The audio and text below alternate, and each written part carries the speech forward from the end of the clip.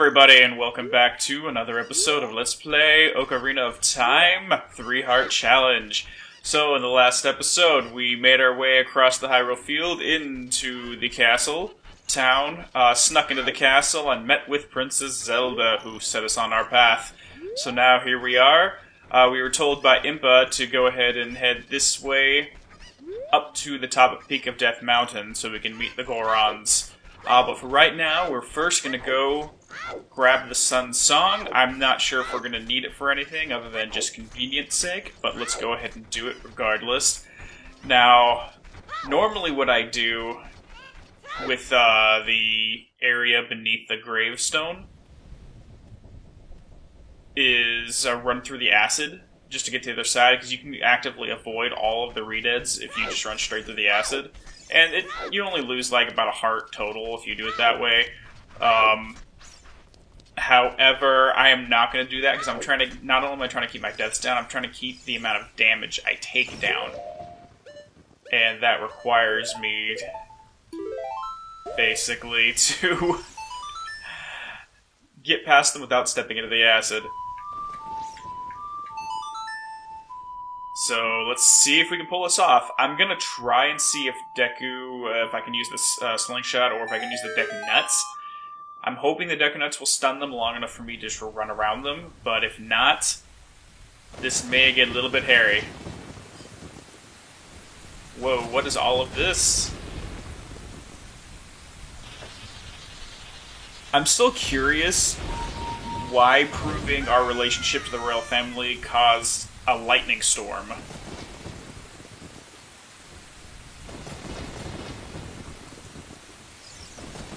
Now before we go in, I want to take a look at these gravestones. Royal Composer Bro Sharp the Elder, rest in peace. Ooh. I don't want to deal with that. There's actually a backstory, regarding the Composer Brothers and the reason they were killed. Apparently, the Ganondorf, or I think it was Ganondorf, basically threatened them so they'll teach him the Sun Song, and because they refused, he had them killed. Where is the other? There it is. It seems a little odd to me that they're going to have a gravestone down here, but they just leave skeletal parts all over the place. Oh gosh, here we go. Okay. Let's just try this out first and see if it works. I've never... No, it does not. Okay. I'm actually going to make a run for it. I'm going to sneak along the wall here. There we go. Perfect. We didn't have to do anything to begin with. Alright. Luckily, they take so long to turn around, it didn't matter one way or another.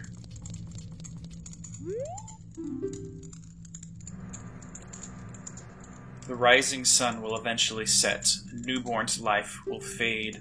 From sun to moon, moon to sun. Give peaceful rest to the living dead. This is an interesting poem, huh? Something's inscribed on the tombstone. It's the secret melody of the Composer Brothers.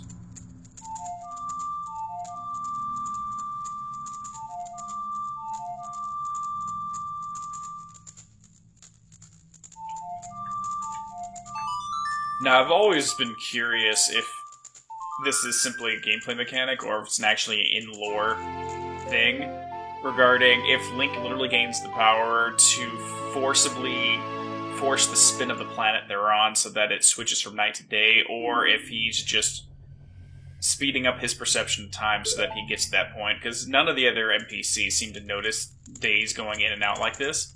So I think it's more likely to fit alongside the theme of this game, that his perception of time speeds up, or he slips forward 12 hours in time.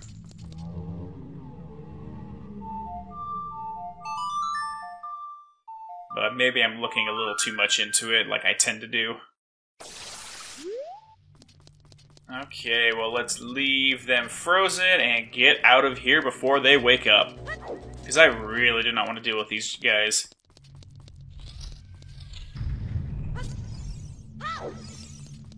Okay. Alright, now that we got that, let's go ahead and see the guard. We're gonna head up Death Mountain.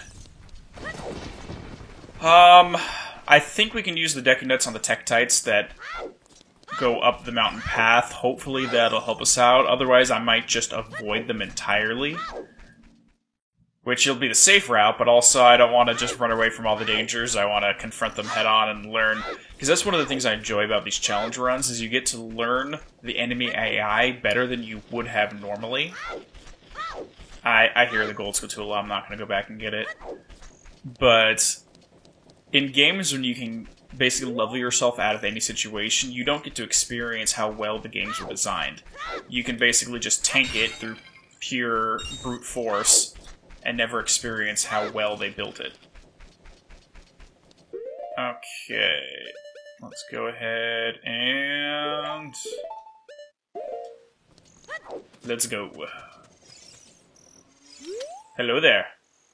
The road is closed beyond this point. Can't you read the sign over there? No, I'm just a kid. I can't read yet.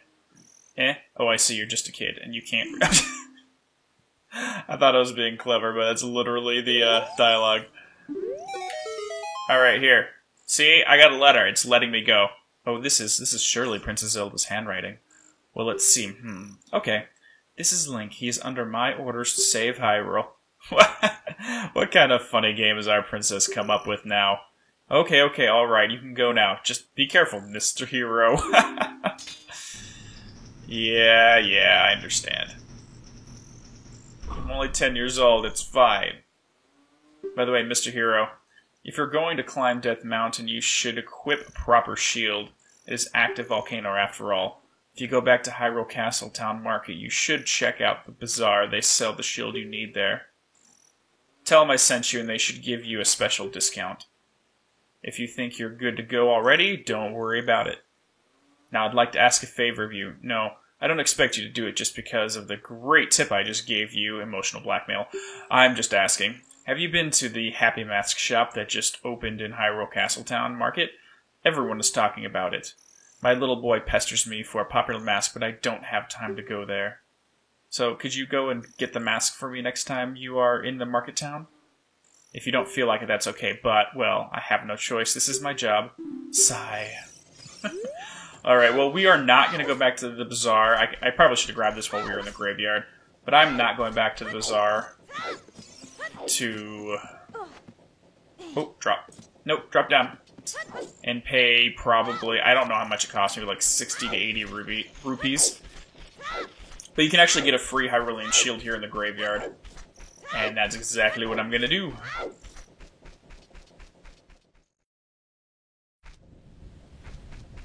Luckily it's nighttime. If it was during the day, the kid won't let you mess around with these. I think it's the one with the flowers in front of it. I could be wrong. I usually have trouble finding it. Ow. There we go, perfect. The Hylian shield.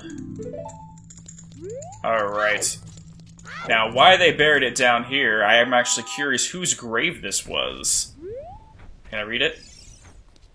This must have been the grave of someone of some importance. Otherwise, they wouldn't have buried the Hyrulean shield with him. I wonder if that was like the grave of a former Link. That'd be kind of interesting.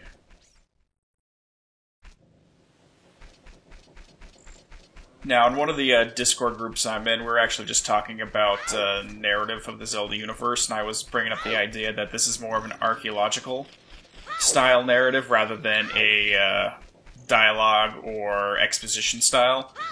With those, they kind of, through events and through dialogue and stuff you read through exposition, they'll tell you what was going on, what the backstory is, and the history. In games like Zelda, you have to look around and look at the hints and figure things out. They'll never flat out tell you. For example, that grave. You have a Hylian shield in a grave within the royal family's graveyard. I'm assuming the only time we've seen those shields really is with one of the heroes. So, I don't know.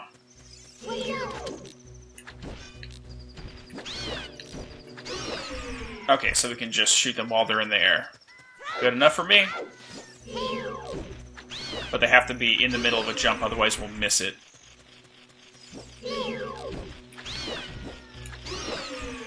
Alright. Not sure if we can pick up new Deku Seeds. Oh, crap. We kind of need the new Deku Seeds. Oh my god, so I have to pause here. I was watching one of my YouTubers play this game, and he's playing it blind right now. First time ever. And he found that heart piece up there, and didn't realize that the soft patches of soil that's under this boulder, you put the bean in, and when you're an adult, it travels you up. He literally found a way to get that heart piece as a child through sequence breaking on his first playthrough of the game, and I've never seen anyone do that. It was astounding. Okay, let's keep on going. Hello, Gorns. Oh god! Run away, run away, run away, run away! I am not going to accept a tick of damage because of that. Gorn is going to smack me in the face from his inconsiderate rolling habits.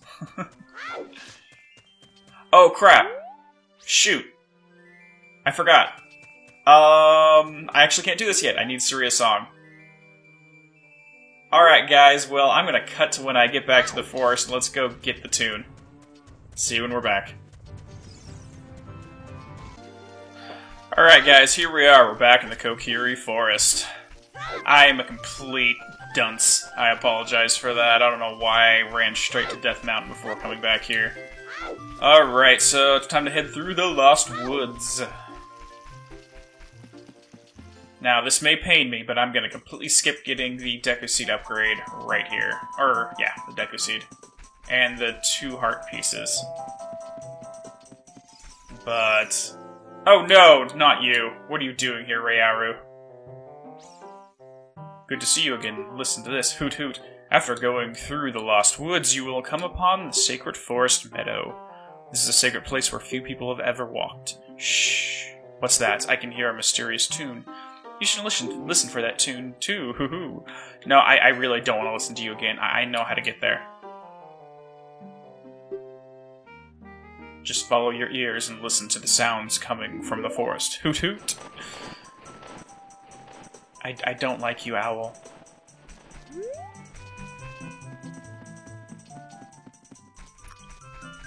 I think that'd be something that I would like to have in this game is... because the thing is with Navi and with Gepora, the big situation with them is that for first-time players, they're kind of useful. Because obviously they're going to be giving you information you've never had before. Hold on.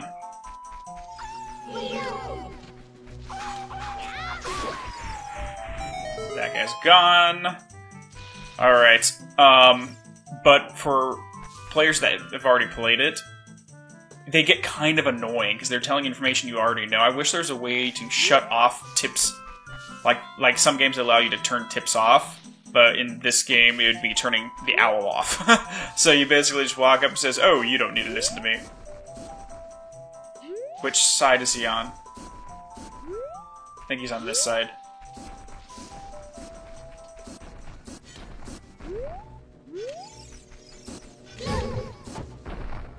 Hey, I had my shield up!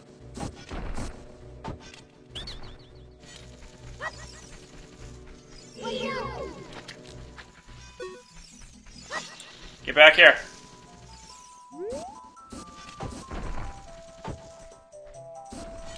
Shoot. Just back up. Okay, this is gonna be a little trouble. Okay, we got that one.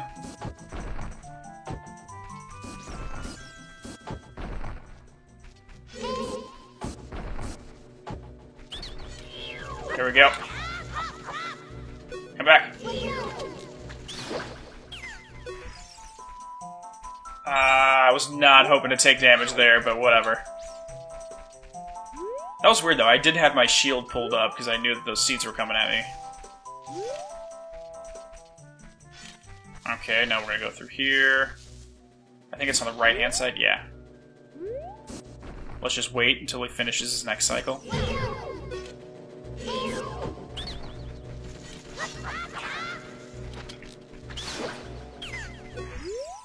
Oh boy.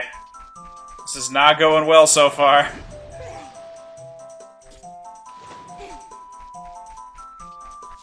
Alright, at least we made it back here. Whoa.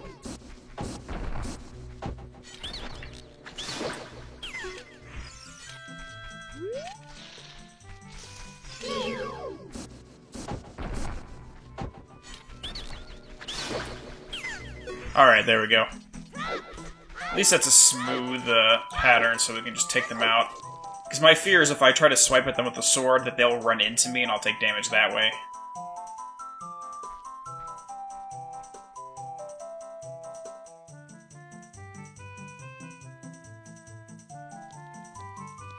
Hello, Saria. How you doing in here all by your lonesome? You really are a forest sprite, aren't you? I've been waiting. This is the Sacred Forest Meadow. It's my secret place. I feel this place will be very important for both of us someday. That's what I feel. If you play the ocarina here, you can talk with the spirits in the forest. Would you like to play the ocarina with me? Abso-flippin-lutely. Okay, try to follow along with the melody I play. Are you ready?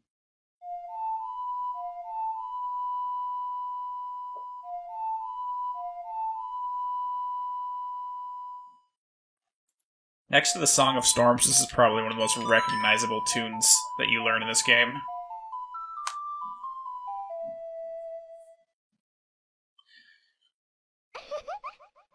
Great, great. Please don't forget this song. Do you promise? When you want to hear my voice, play Saria's song and you can talk with me anytime. Isn't that a little bit egotistical to name a tune after yourself? Oh my god, a musical instrument plays music! This is so weird. You've learned Saria's song. Okay, guys, we got this one. Let's go ahead and rush back to Death Mountain, and we'll head on the interior and go see Darunia. I'll see you guys when we're back.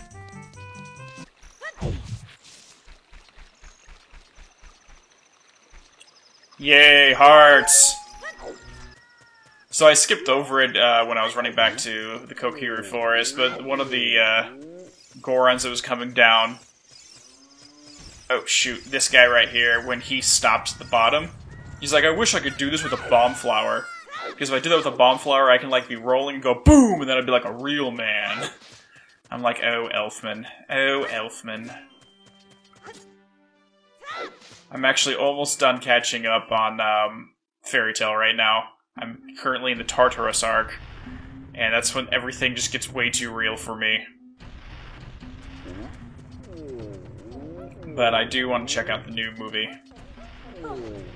Which on the new anime website I found, it lets me watch it without any issues. No, no, no, no, no! Okay, let's do one of these at a time, and here we go.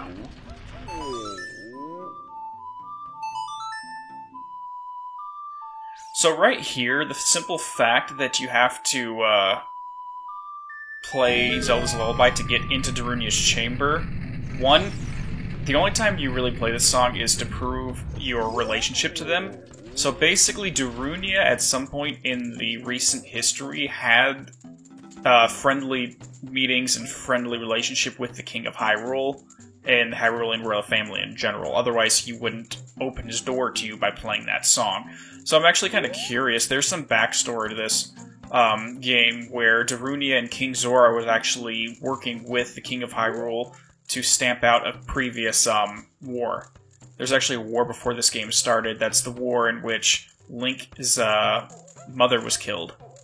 Because remember, the game starts with Link's mother gravely injured and taking her son to the Kokiri Forest to be raised by the Deku Tree. So during that war, Darunia here, King Zora, and the King of Hyrule were teaming up in order to bring peace to this area. Now, there's some running hypothesis that was probably a war with the Gerudo. But that's conjecture. There is some evidence to support it, but I won't get into it until we see it. What the heck? Who are you? When I heard the song of the royal family, I expected their messenger had arrived. But you're just a little kid. Has Darunia, the big boss of the Gorons, really lost so much status to be treated like this by his sworn brother, the king? See, right here, yeah, his sworn brother. So they have a long-standing history. Now, I'm really angry. Get out of my face. Are you asking why I'm in such a bad mood right now? Ancient creatures have infested the Dodongo's cavern. We had a poor harvest of our special crop bomb flowers, starvation and hunger because of the rock shortage. But this is a Goron problem. We don't need any help from strangers. Alright, well, then, will you dance for me? Dance for me! Dance for me!